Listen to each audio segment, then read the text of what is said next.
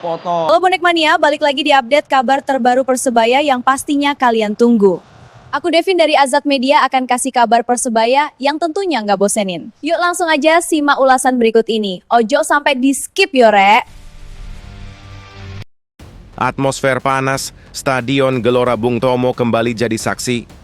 Persebaya Surabaya menjalani laga krusial menghadapi Persita Tangerang, tapi ada yang janggal sejak awal. Starting line-up yang diturunkan pelatih Bernardo Tavares benar-benar di luar dugaan. Beberapa pemain kunci seperti Bruno Moreira, Malik Rizaldi, hingga Hernando Ari justru dicadangkan. Pertanyaannya, apakah ini strategi jenius atau justru perjudian besar? Yang menjadi pertanyaan Bruno Moreira dan Hernando Ari bahkan tidak masuk DSP. Apakah ini sinyal kuat dua pemain ini akan segera hengkang dari Persebaya? Menarik untuk kita tunggu di akhir bulan April ini, Rek. Sejak peluit awal dibunyikan, Persebaya langsung mencoba mengambil inisiatif serangan. Namun masalah klasik kembali muncul. Finishing. Hingga memasuki menit ke-18, aliran bola sebenarnya cukup hidup. Umpan-umpan berhasil dibangun, ruang mulai terbuka, tapi sentuhan akhir selalu gagal menjadi gol. Ini bukan soal peluang yang tidak ada. Ini soal penyelesaian yang belum menemukan ketajaman. Peluang terbaik akhirnya datang dari Mihailo Perovic. Melalui skema bola atas, ia melepaskan sundulan keras yang mengarah tepat ke gawang. Sayangnya, refleks gemilang kiper Persita menggagalkan peluang emas tersebut. Skor tetap 0-0. Memasuki akhir babak pertama, ritme permainan mulai menurun.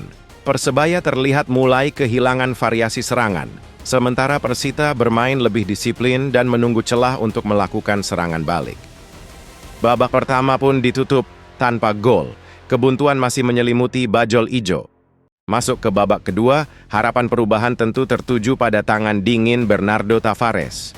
Namun yang terjadi justru membuat banyak pihak bertanya-tanya. Hingga menit ke-60, belum ada satupun pergantian pemain dilakukan. Padahal permainan Persebaya jelas menemui jalan buntu, serangan mudah terbaca, kreativitas menurun, dan tempo permainan cenderung stagnan. Keputusan ini memunculkan tanda tanya besar. Apakah Tavares terlalu percaya dengan komposisi awalnya, atau memang sedang menunggu momen yang tepat?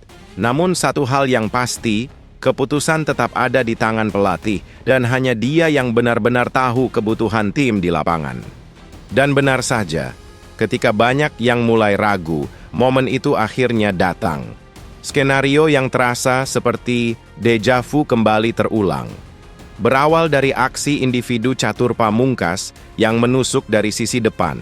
Dengan gaya khasnya, ngosek, menekan, dan memaksa pertahanan lawan mundur, ia membuka ruang krusial di lini belakang Persita. Bola kemudian mengalir dan jatuh ke kaki Francisco Rivera. Tanpa banyak sentuhan, sepakan dilepaskan. Gol! Stadion GBT langsung meledak. Gol ini bukan hanya memecah kebuntuan, tapi juga menjadi pembuktian bahwa satu momen bisa mengubah segalanya. Setelah gol tersebut, Persebaya mulai bermain lebih tenang. Pertahanan diperkuat, tempo dikontrol, dan fokus utama adalah menjaga keunggulan. Persita mencoba membalas, namun solidnya lini belakang Persebaya membuat semua upaya mereka gagal. Hingga akhirnya peluit panjang dibunyikan. Skor 1-0 untuk kemenangan Persebaya. Kemenangan ini bukan sekadar 3 poin. Ini adalah kemenangan penting yang langsung mengubah peta persaingan di papan klasemen. Persebaya sukses mengkudeta posisi Persita dan kini naik ke peringkat 5 klasemen sementara BRI Super League. Sebuah modal krusial untuk menjaga asa menembus 4 besar di akhir musim. Strategi boleh diperdebatkan, keputusan bisa diragukan, tapi hasil akhir berbicara, Persebaya menang, dan mimpi menuju papan atas masih sangat hidup.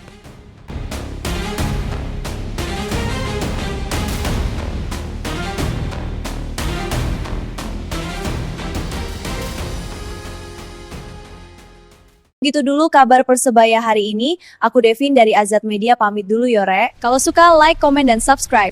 Salam satu nyali. Wani.